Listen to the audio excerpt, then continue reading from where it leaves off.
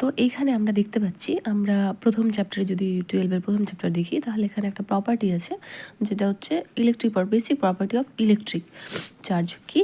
তো সেখানে হচ্ছে কোয়ান্টাইজেশন অফ চার্জ। কোয়ান্টাইজেশন মানে কি? কোয়ান্টাইজেশন মানে হচ্ছে যে কোনো একটি মানে বস্তুর বা বডির চার্জ সেটা সবসময় ইন্টিগ্রাল মাল্টিপল অফ ইলেকট্রন হবে।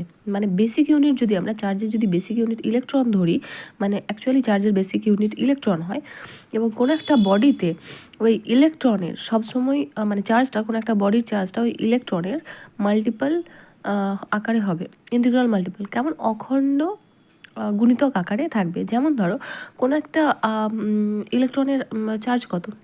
ই। তো কোনো একটা বডিতে চার্জ সবসময় NE আকার হবে।